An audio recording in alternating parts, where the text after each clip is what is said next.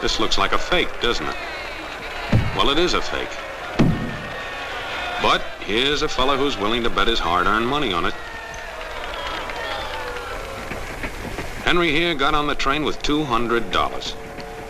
He couldn't see any harm in a friendly game of cards. What if the other men were strangers? And take Joe Collins. He's got a nice wife at home. But he met this girl at the bar, and she looked kinda cute after the first couple of drinks.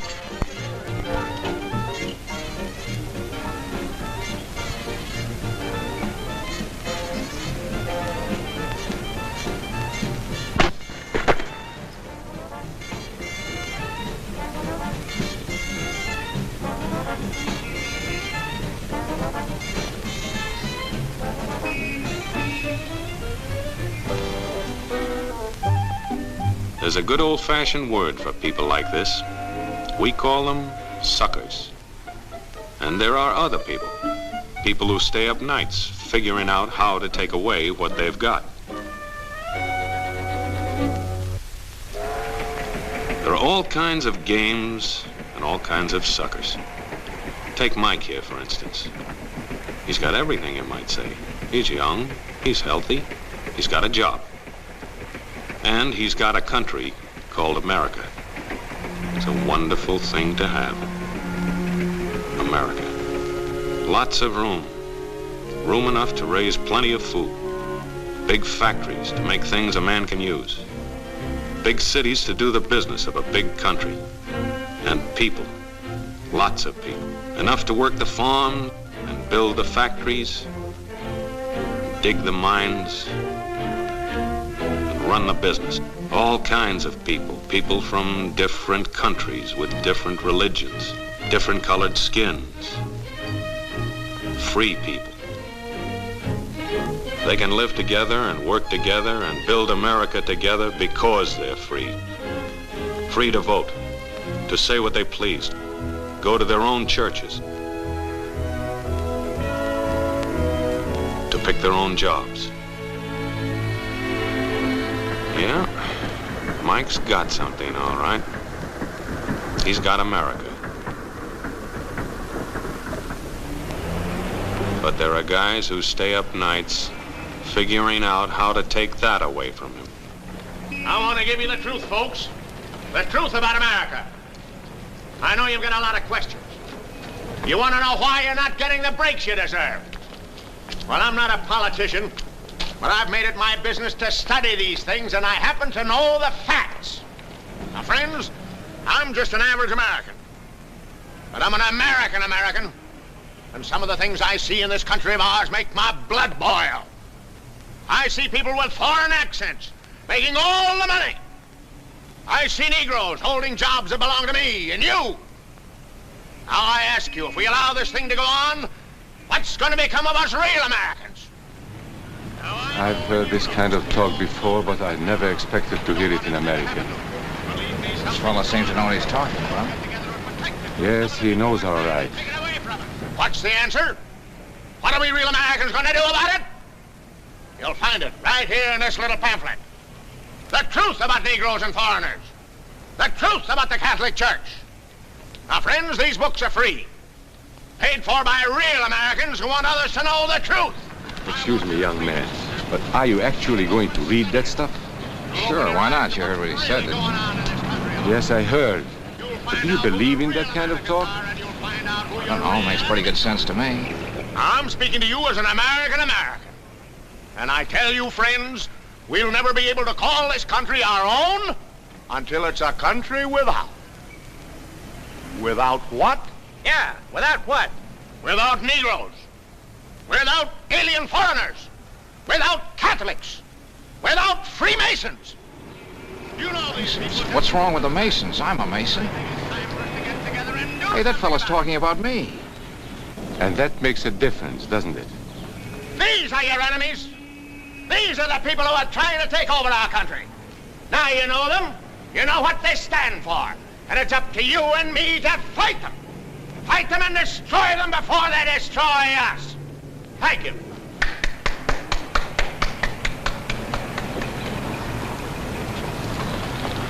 Before he said Masons, you were ready to agree with him. Well, yes, but he was talking about, what about those other people?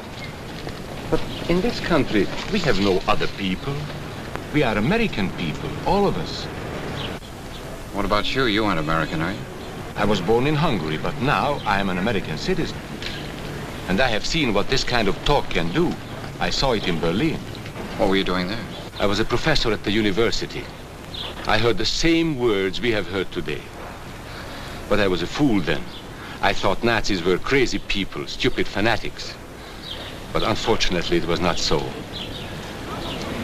You see, they knew that they were not strong enough to conquer a unified country. So they split Germany into small groups. They used prejudice as a practical weapon to cripple the nation. Of course, that was not easy to do. They had to work hard to do it. You see, we human beings are not born with prejudices. Always they are made for us, made by someone who wants something. Remember that when you hear this kind of talk. Somebody is going to get something out of it, and it isn't going to be you. This is not classroom theory. I saw it happen. I saw it first in Berlin in 1932. 5 young men that I knew were standing in the crowd listening to the Nazi speaker. Eric was a Catholic. Anton, a student of mine, was a Jew. Heinrich owned a small hardware store. Karl was a farmer. And Hans was an unemployed metal worker. To all true Aryan Germans, I say it is time you inherited the nation which rightfully belongs to you. To you alone belongs the glorious destiny of the greater Germany. The Nazi Party will provide land for the farmer, work for the worker, and profits for the small businessman. Who is getting these things now? The Jew. The Jew who has stolen our nation and our birthright. Who makes all the money and takes all our jobs? The Jew! He must be shunned. He must be ostracized. He must be eliminated. And the Catholics. We don't want our great nation run by a foreign church. We Germans will know what to do with these people when the time comes. They and their faith must be destroyed. Then there are the Freemasons. In Germany, we have no place for secret societies. There will be only one society, and that is the Nazi Party. There will be no secrecy about that in the new greater Germany. One by one, he attacked each minority and he split them off one from the other. These men were all fellow Germans when they came here today. Now they were split into rival groups, suspicious of each other, hating each other. They were being swindled, all of them. But the man who was really being fooled was Hans. He was pure German, according to Nazi standards. To him they promised everything, and he fell for it. You who are true Aryan Germans will share the glorious destiny of our fatherland. You are the pure-blooded, the master race. It is your divine right to rule, and the Nazi Party stands ready to put you into power. It is for you to command all Germany, and someday the entire world. That's how Hans became a Superman. They gave him a uniform and they pumped up his ego. He wasn't just a little fellow out of work anymore. He was a member of the master race. His wife couldn't quite understand. Even though he was a Superman, there wasn't any food in the house. Stupid woman. Didn't she realize that the Nazis were going to make jobs for everybody? There would be plenty of food and clothing and a new house. Everything they wanted. The glorious future of Germany was to be theirs. And their children would someday rule the world. But his wife, silly woman, still wondered where the next meal was coming from. Hans didn't like that kind of talk. It was dangerous. For that kind of talk, people should be put in jail.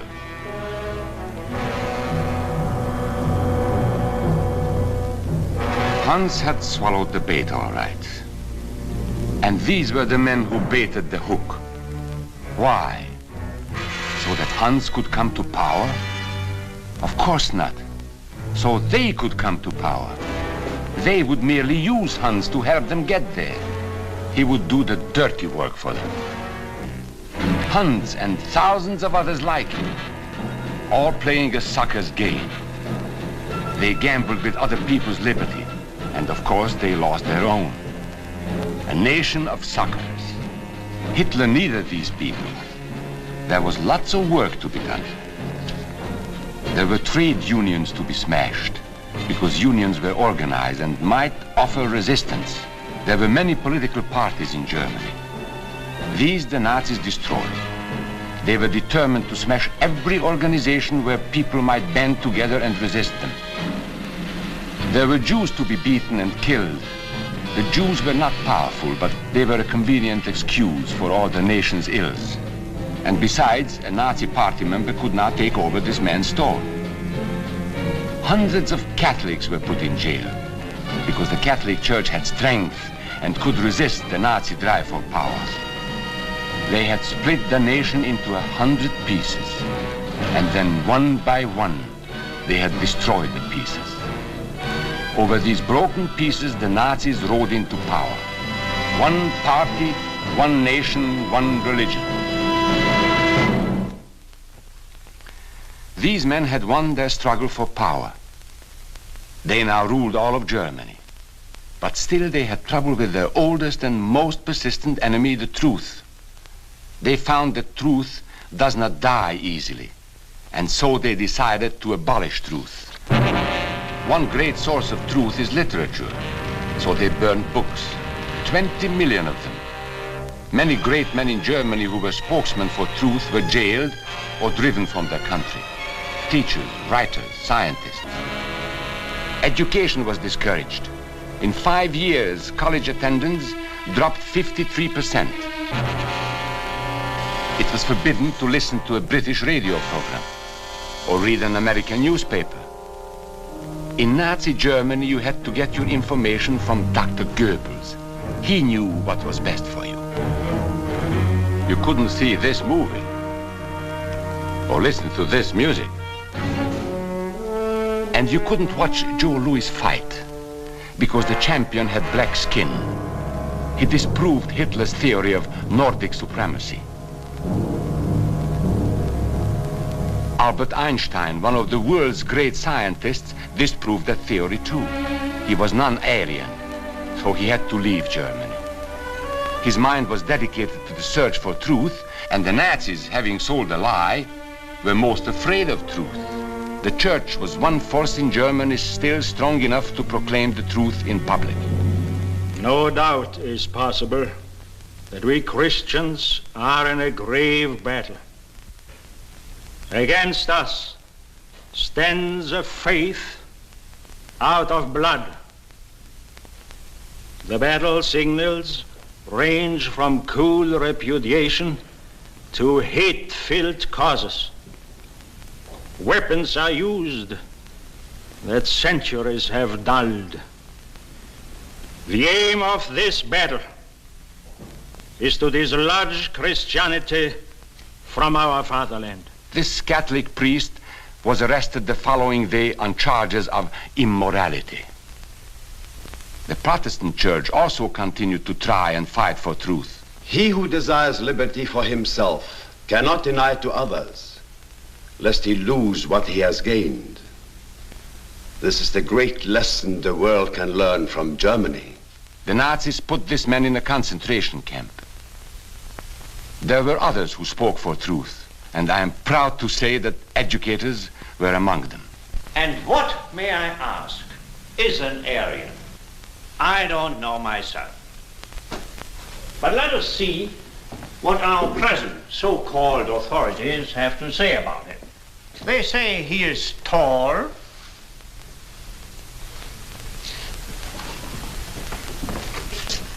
slender,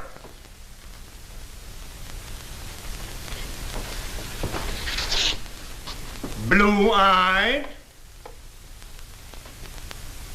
and blonde. There is no Aryan race.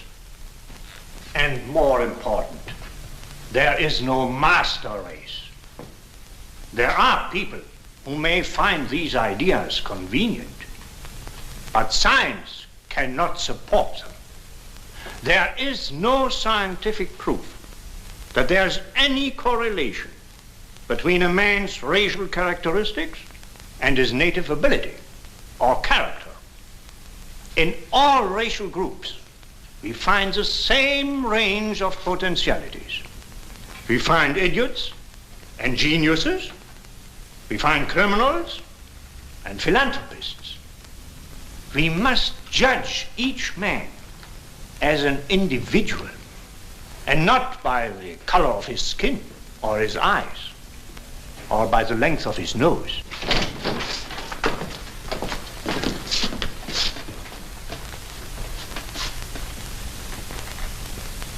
Come in, gentlemen.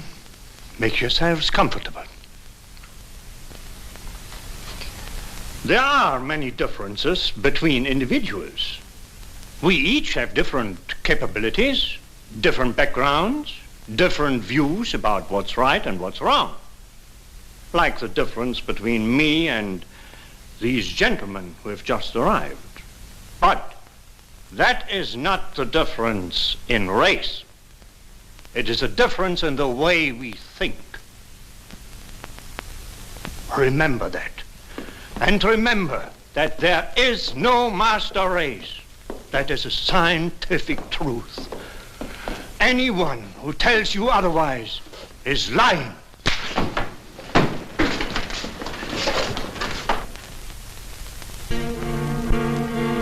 And so for all practical purposes, truth had been abolished in Germany. A lot of my German friends wondered what had hid them. How did it happen? Where did it start? It started right here. And this was where it could have been stopped. If those people had stood together, if they had protected each other, they could have resisted the Nazi threat. Together they would have been strong. But once they allowed themselves to be split apart, they were helpless. When that first minority lost out, everybody lost out. They made the mistake of gambling with other people's freedom. Now let's see how those bets paid off. Karl the farmer was gambling on a better life for himself. What he got was extra hours of back-breaking work, as much as 100 hours a week. He was forced to stay on his land and produce what he was told to produce, because now Hitler was preparing for war. For Heinrich, who owned a hardware store, the bet didn't pay off either. 104,000 small businesses were closed in 2 years. And for Hans, conditions hadn't improved any. He had a job now in the munitions factory, but he worked long hours for little pay. The working conditions grew increasingly bad. And even though he didn't like the job, he wasn't permitted to leave it. There still wasn't enough food in his house. Hitler said you couldn't have butter and cannon. So Hans couldn't have butter. And when Hitler decided the time was right, Germany went to war. Not by declaring war, but by a carefully prepared sneak attack. Once again, Hitler needed Hans to do his dirty work. Hans was an expert at brutality by this time. And Hitler had decided to use Hans and his brutality against other peoples, the Czechs, the Poles, the French, the Russians. But in the crucial test of war, Hitler's race theories didn't pay off. His pure-blooded supermen were defeated by the mongrel armies he despised. By the British at El Alamein.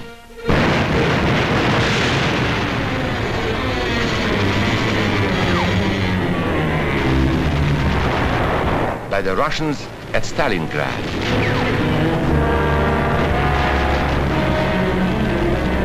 And then on D-Day by American soldiers of every color and religion, who smashed across the Normandy beaches and drove on through to the heart of Germany. For the misguided Germans who had swallowed the Nazi bait, the Nazi game did not pay off. The continent of Europe was strewn with millions of German bodies, pure Aryan bodies. Karl, the farmer, was left in the snow outside of Moscow. Heinrich stayed in Italy at Salerno. And Hans, who was going to rule the world, got only a little patch of Normandy that he could call his own. We must never let that happen to us or to our country. We must never let ourselves be divided by race or color or religion, because in this country we all belong to minority groups. I was born in Hungary. You are a Mason. These are minorities. And then you belong to other minority groups too. You are a farmer. You have blue eyes. You go to the Methodist Church. Your right to belong to these minorities is a precious thing. You have a right to be what you are and say what you think, because here we have personal freedom. We have liberty.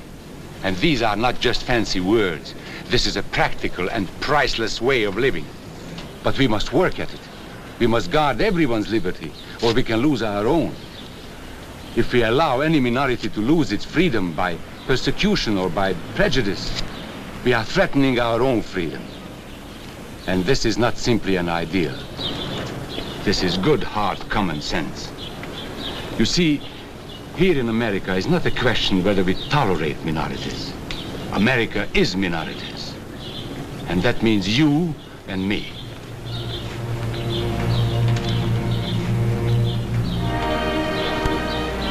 So let's not be suckers.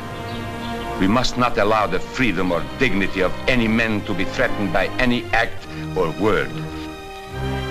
Let's be selfish about it. Let's forget about we and they. Let's think about us.